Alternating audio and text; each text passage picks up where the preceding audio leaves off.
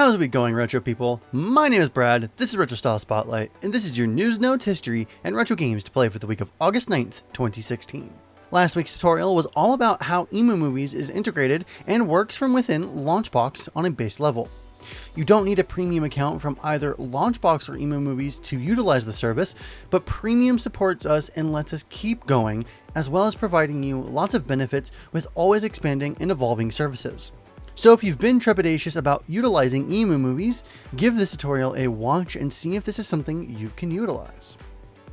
Video game remakes are a constant nowadays, but there are some games that never got a proper remake to bring it out of a potential slump of knowledgeability. Some games get trapped on a console no one played, an older console that kind of gets lost in the retro revitalization shuffle, or people for some reason seem to forget that it exists. Metroid 2 on the Game Boy is one such game. Now granted, the Game Boy is certainly not an obscure console one bit, but I do think that in the landscape of retro gaming consoles, it is certainly understated in terms of people striving to recreate those feelings. That's generally left up to the home consoles.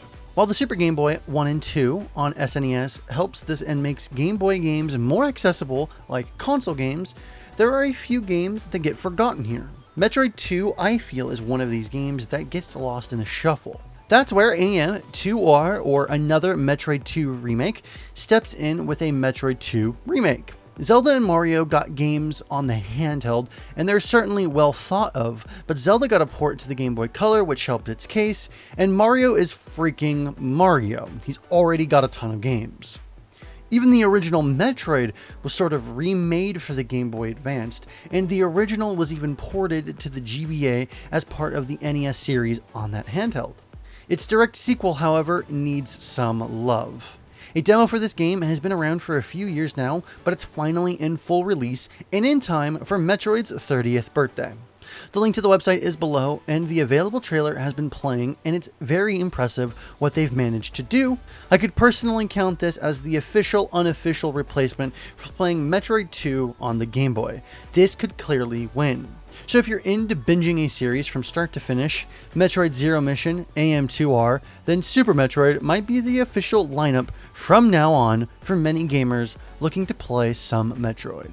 So I'm adding this in after I've already written and recorded my dialogue for RSS this week, about 20 minutes to a half an hour after I recorded my recording for RSS.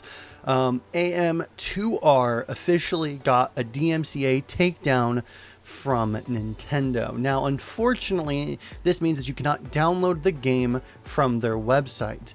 But beautifully, I believe they made their official release pretty much bugless. I know I don't want to say that it's completely bugless, but I do think that they probably published the game knowing that they might get a DMCA takedown, so I believe they tried to cram pack it with as many features and as bugless as they possibly could, knowing that this would come and that, well, it's never going to get removed from the internet, so you can still find it, but I do believe that this is technically the end of the story for AM2R, officially speaking.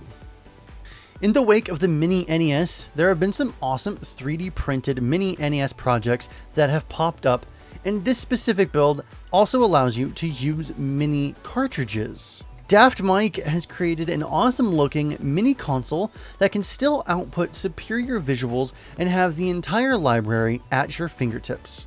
Granted, this is running with a Raspberry Pi with a RetroPie installed, and it's not officially licensed by Nintendo, but there is a key aspect of using old consoles, and that's inserting their media. This project fills that small but crucial void. The build has an NFC reader built in that scans 3D printed carts that you insert into the build.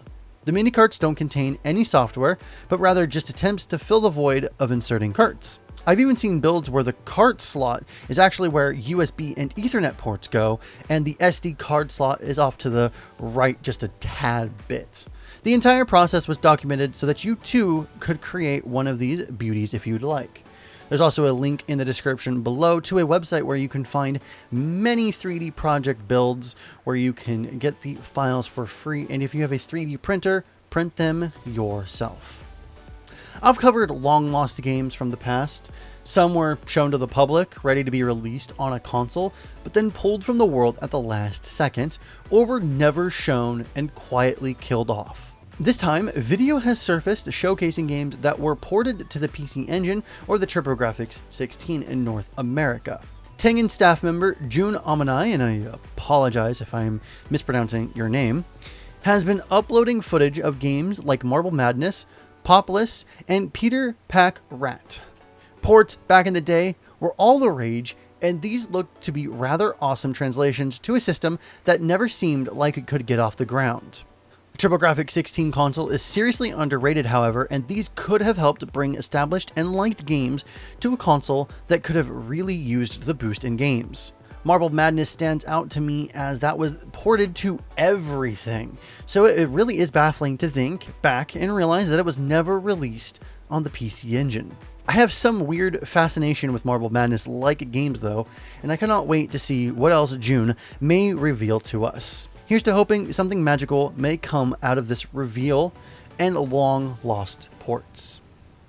This month in 1986, not surprisingly if you caught on to my hint in the first story, Nintendo releases Metroid by Makoto Kano, the first in the Metroid series. Metroid is an action-adventure game and the first entry in the Metroid series. It was co-developed by Nintendo's Research and Development 1 division and Intelligent Systems, and was released for the Famicom Disk System in Japan on August 6, 1986, and for the Nintendo Entertainment System in North America in August of 1987, and in Europe in January of 1988. The game was re-released for the Game Boy Advance in October 2004, and for the Wii Virtual Console in Europe in July of 2007, in North America in August of 2007, and in Japan in March of 2008. Metroid was produced by Gunpei Yokoi, directed by Satoru Okada and Yoshio Sakamoto, and had music composed by Hirozaku Tanaka. Set on the planet of Zebes, the story follows Samus Aran as she attempts to retrieve the parasitic Metroid organisms that were stolen by the space pirates, who plan to replicate the Metroids by exposing them to beta rays and then use them as biological weapons to destroy Samus and all who oppose them. The game's style, focusing on exploration and the search for power-ups that are used to reach previously inaccessible areas, influenced other video games. Its varied endings for fast completion times made it a popular game for speedrunning as well. Metroid was lauded for being one of the first video games to feature a female protagonist, though the player must complete the game in under 5 hours for this to be revealed, with the game's English language instructions manual even using he to refer to the protagonist. Nintendo Power ranked Metroid 11th on their list of the best video games made on a Nintendo video game console. On top 100 game lists, Metroid was ranked 7th by Game Informer and 69th by Electronic Gaming Monthly. The game was also reimagined as Metroid Zero Mission with a more developed backstory, enhanced graphics, and the same general game layout on the GBA. So that was Retro Style Spotlight for the week of August 9th, 2016. And all the relevant links to everything you heard in this edition of RSS will be in the description below. Remember, you can sign up for a LaunchBox forum account to talk with us over there. If LaunchBox has given you a beautiful library of games, then why not purchase a premium license of LaunchBox for $20 to access Big Box, which is a controller and couch-oriented version of LaunchBox. We also have our LaunchBox games database now available for users to contribute to. If you have a few favorite games that are lacking in metadata or media, head on over to the games page on the database and make your desired edits or add the games yourself. Jason and I have a lot planned for our community, so if you haven't already subscribed to our YouTube channel, we're doing a tutorial video every Friday, live developer sessions, Q&As, and more entertainment type shows like this in the future. Let us know what you think of RSS and any feedback you may have on it. My name is Brad, the link to my channel is below, and remember, Freaks and Geeks, to play more games, and we'll see you next time. Have a good day!